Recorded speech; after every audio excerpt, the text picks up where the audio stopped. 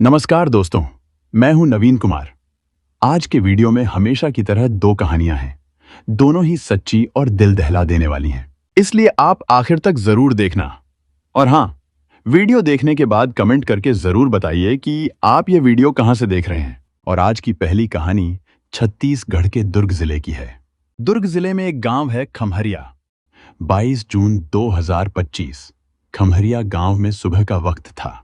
गांव के खेतों के पास से गुजरते हुए दो तीन किसानों ने अचानक एक तेज बदबू महसूस की। बदबू की दिशा देखते देखते उनकी नजर पास के कुएं पर जा रुकी। कुएं की सतह पर जमी काई के बीच कोई अजीब सी चीज तैरती दिखाई दे रही थी।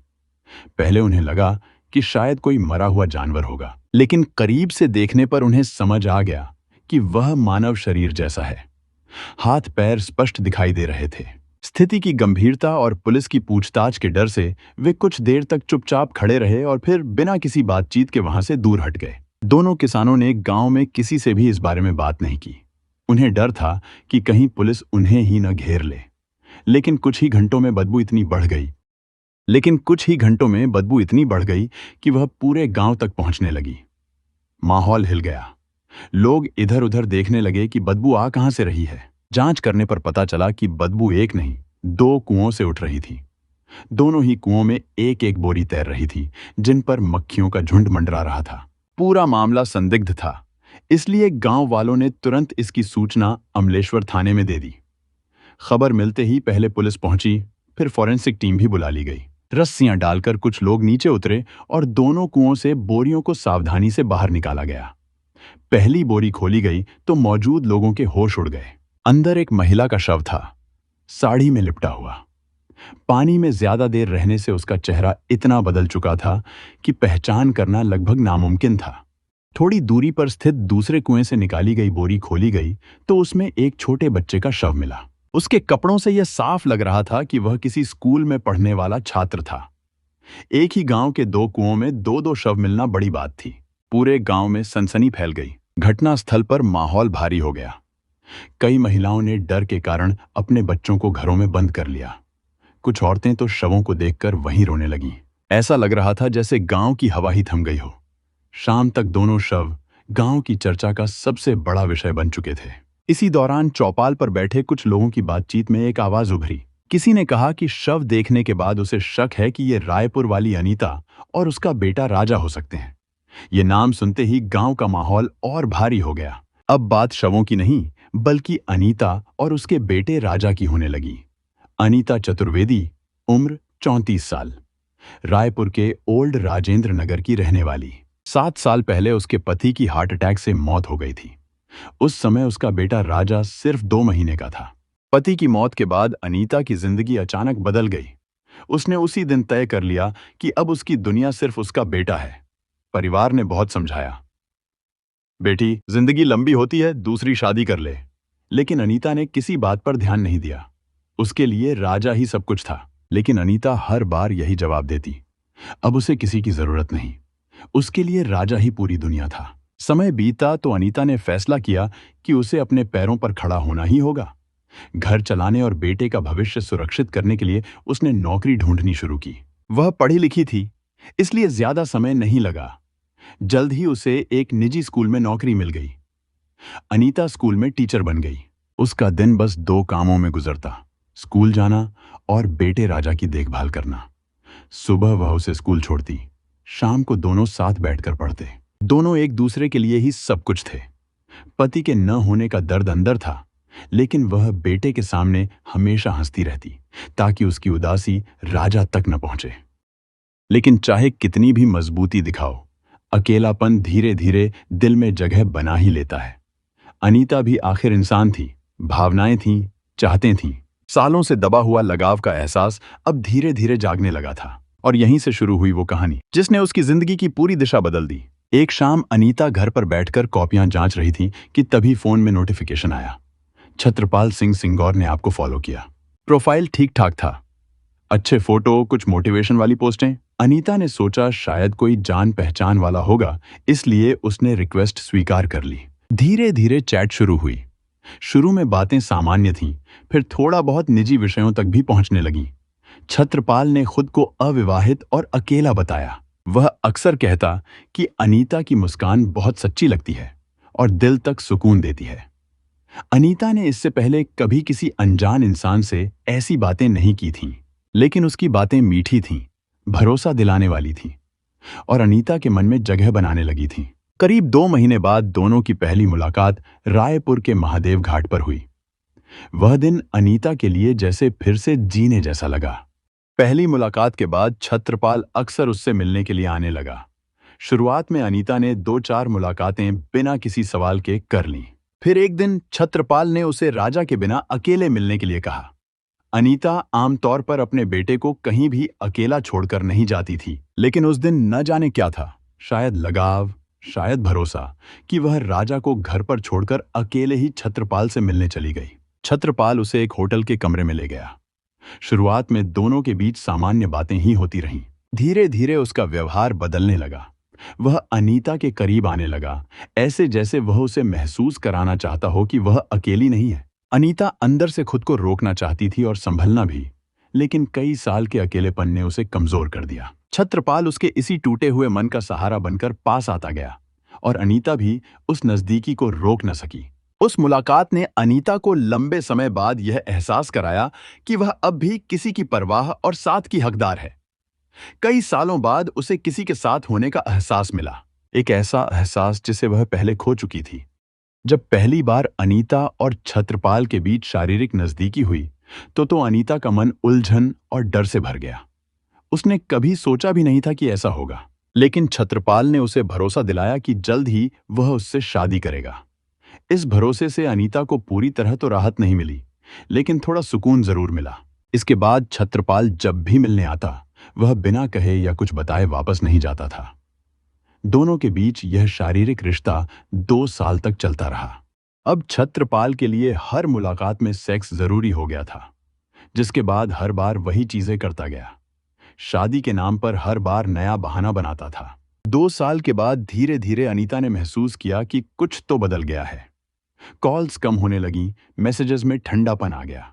फिर एक दिन उसे किसी दोस्त से पता चला छत्रपाल ने गुपचुप शादी कर ली है। इस खबर से अनीता का दिल टूट गया। उसने उसे फोन किया, तुमने धोखा क्यों दिया? वो बोला, कुछ मजबूरी थी, पर मैं तुमसे प्यार करता हूं। तुम चाहोगी तो आगे भी तुम्हारी शारीरिक जरूरत पूरी करता रहूंगा। छत्रपाल की बात सुनकर अनीता को ऐसा लगा जैसे किसी ने उसके अंदर ही अंदर जोर का तमाचा जड़ दिया हो। इसका मतलब तो यही था कि छत्रपाल अब तक यही समझ रहा था कि अनीता अपने तन की प्यास बुझाने के लिए उससे मिलती है। छत्रपाल ने ऐसा इल्जाम न लगाया होता तो संभव है कि धोखा खाकर भी अनीता चुप रह जाती, लेकिन उसका जवाब सुनकर अनीता ने ठान लिया वो चुप नहीं रहेगी। उसने कहा, या तो मुझे और मेरे बेटे को अपनाओ या फिर सबको सच बता दूंगी।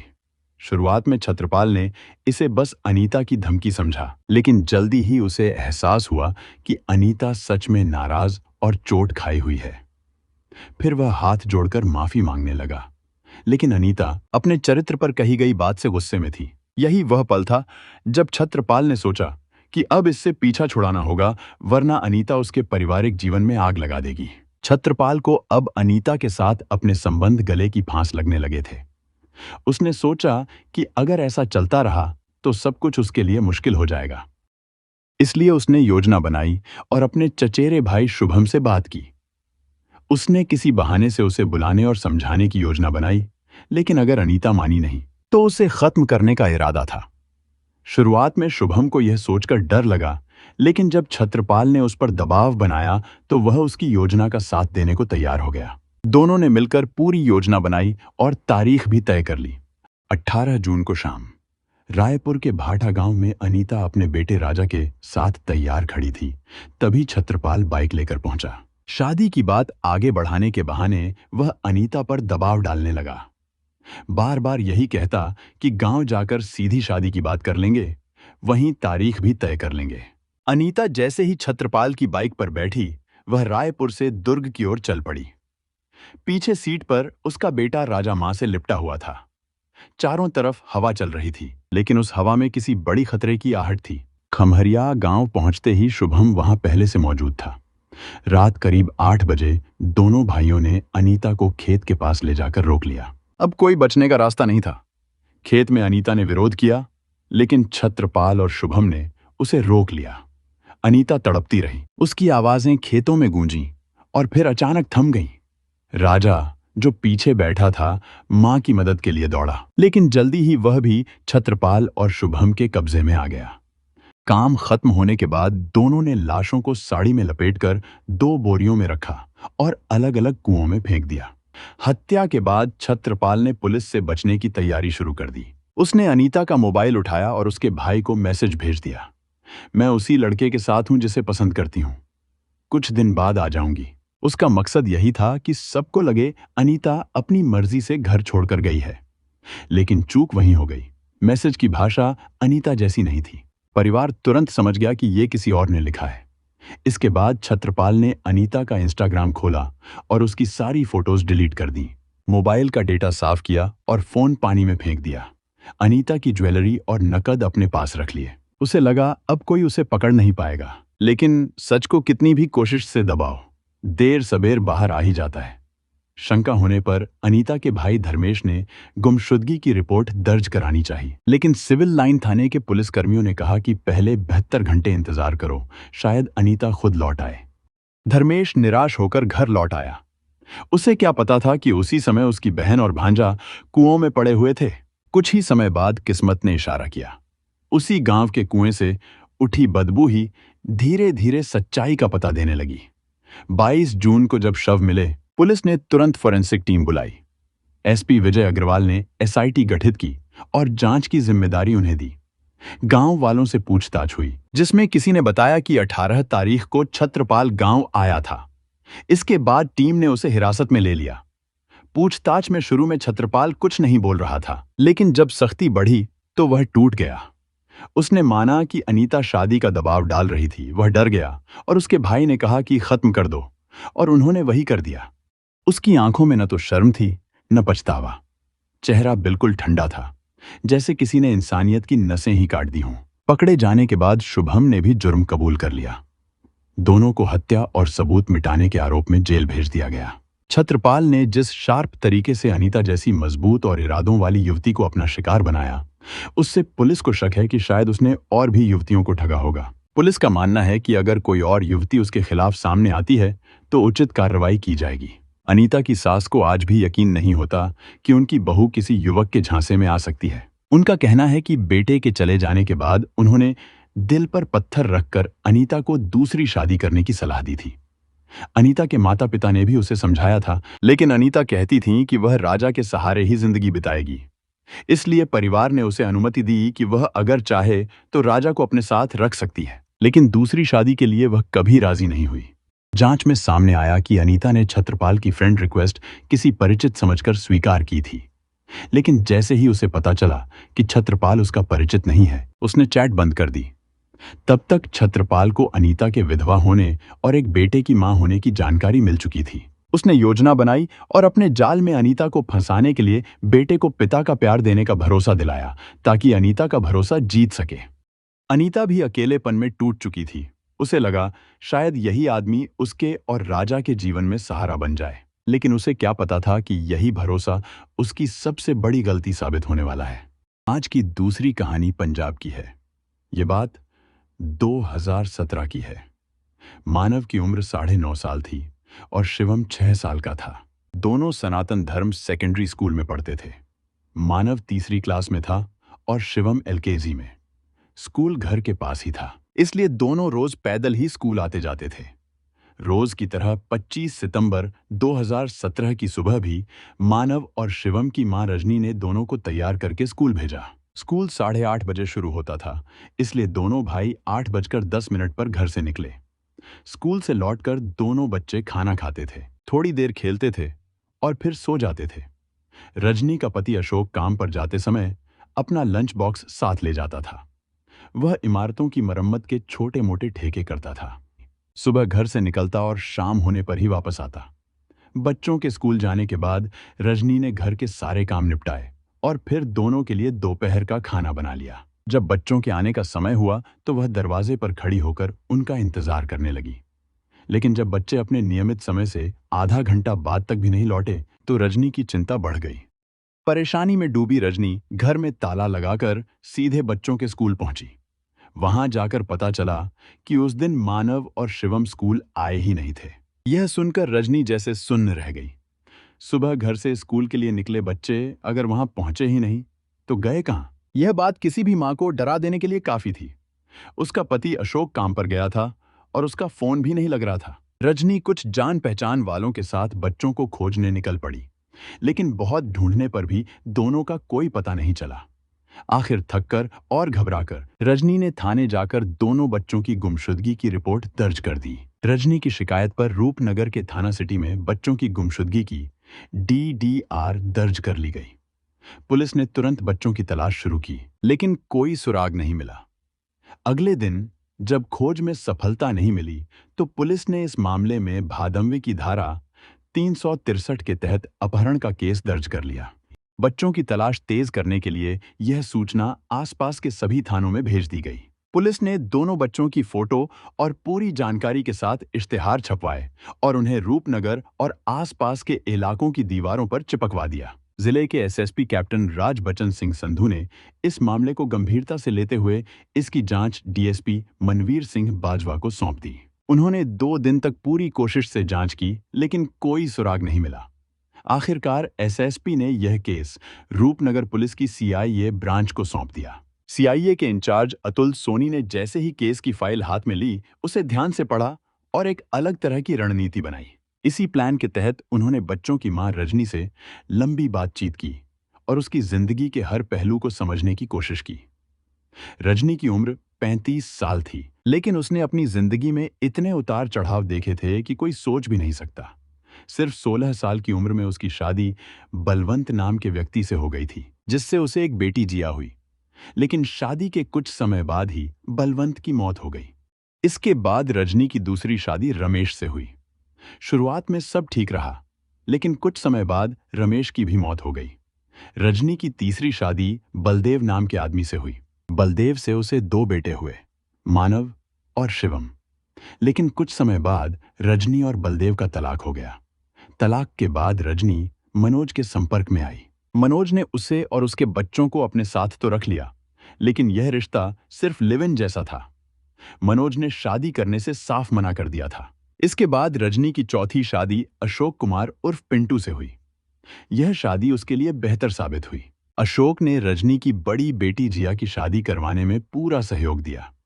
साथ ही उसने मानव और शिवम की पढ़ाई लिखाई की जिम्मेदारी भी अपने ऊपर ले ली। वह अक्सर रजनी से कहता कि चाहे उसे दिन रात मेहनत करनी पड़े, लेकिन वह इन बच्चों की जिंदगी में किसी चीज की कमी नहीं होने देगा। वह उन्हें पढ़ा लिखा कर अच्छे इंसान बनाना चाहता था।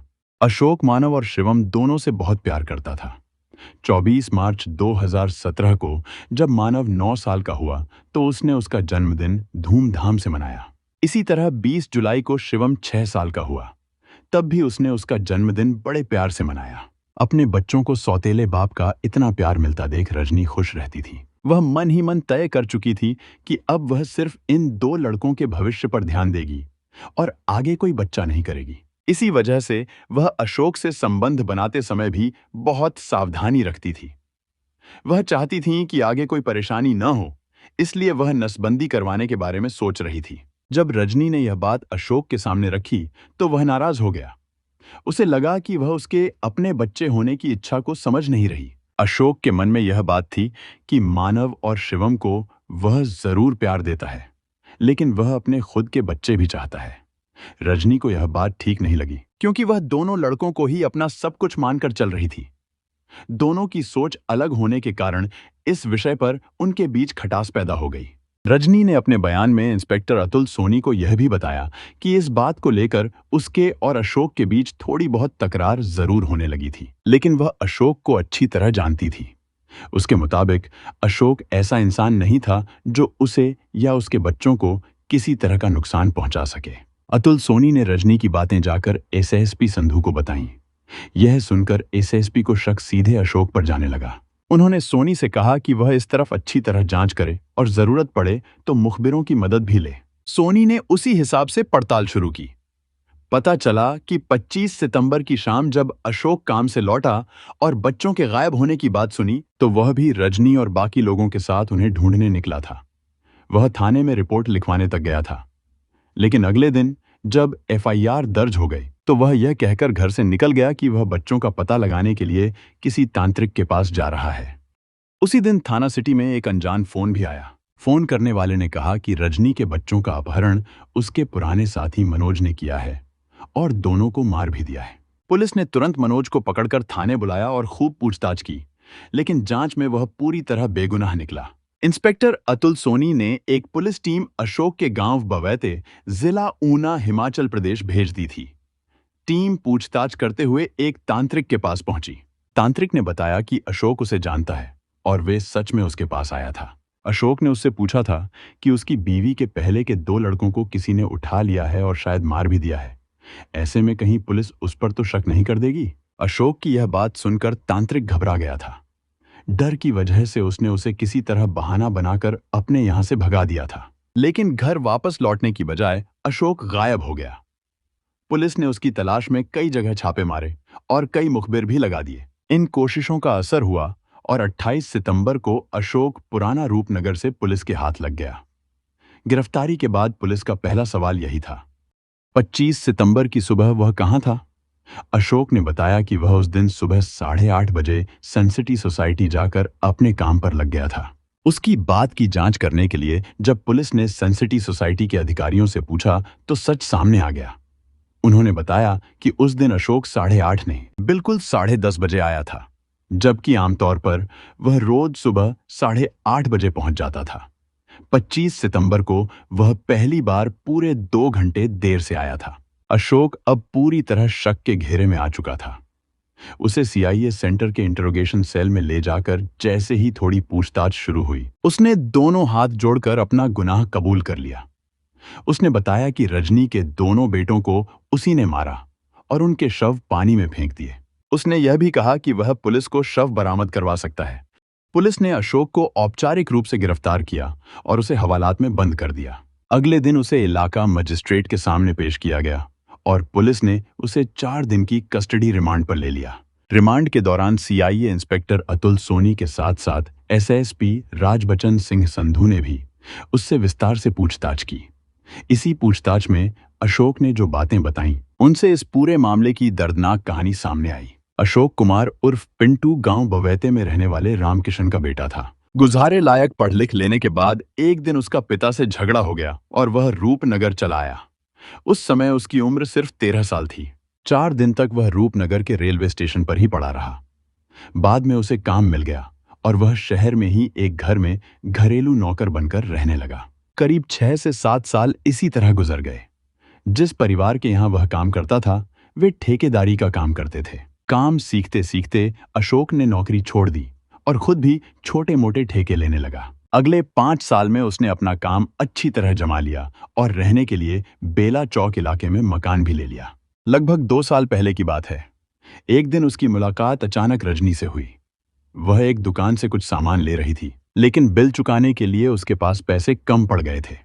रजनी के पास पैसे कम थे, इसलिए वह दुकानदार से कह रही थी कि बाकी पैसे वह अगले दिन दे देगी। लेकिन दुकानदार तैयार नहीं था। वह उसे समझा रहा था कि जितने पैसे हैं उतना ही सामान ले जाए। उसका लहजा भी थोड़ा कड़क था।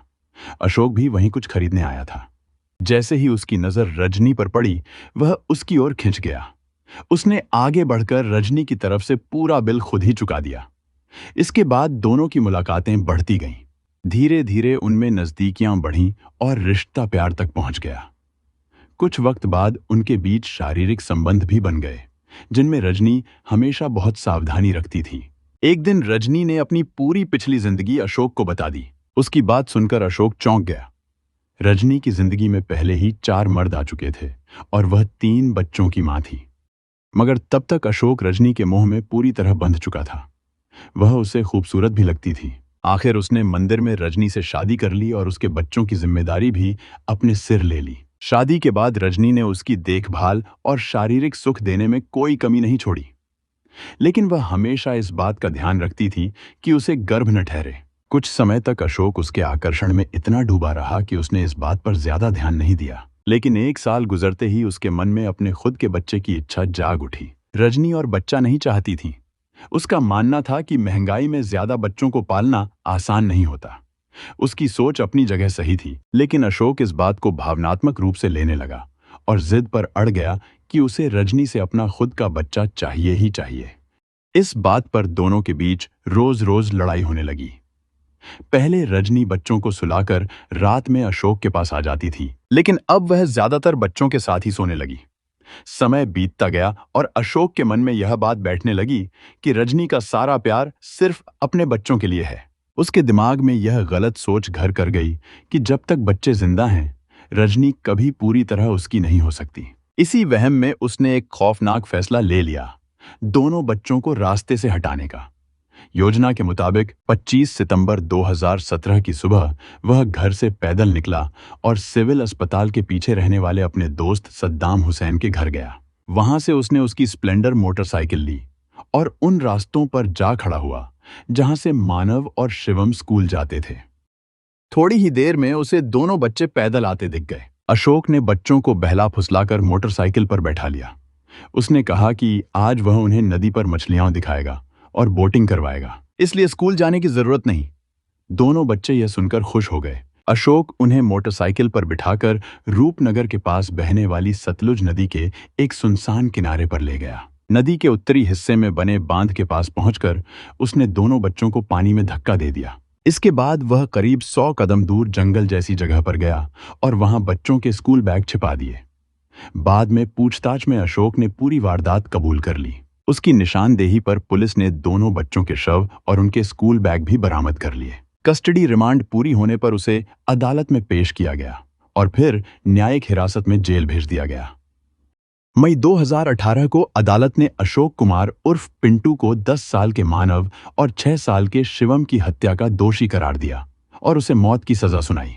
कोर्ट ने माना कि यह मामला दुर्लभतम से दुर्लभ की श्रेणी में आता है। इसके अलावा बच्चों के अपहरण के मामले में उसे अलग से 10 साल की कैद और 10,000 रुपए जुर्माने की सजा दी गई।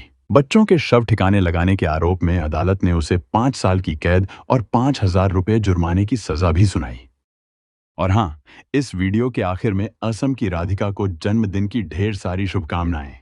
राधिका, आपका आने वाला साल खुशियों से भरा हो। हमारा उद्देश्य यह है कि लोग इन घटनाओं से सीखें और गलत रास्तों पर चलने से बचें। यह कहानी एक अहम चेतावनी है जो हमें बताती है कि जीवन में सही फैसले लेना कितना जरूरी है। हमें मिलकर एक बेहतर समाज बनाने की कोशिश करनी चाहिए जहां प्यार और ईमानदारी की अहमियत हो। ऐसी सच्ची घटनाओं और उनसे मिले संदेशों के साथ मैं फिर लौट कर आऊंगा। तब तक के लिए सुरक्षित रहें, सतर्क रहें और याद रखें कि हर कदम सोच समझकर उठाएं।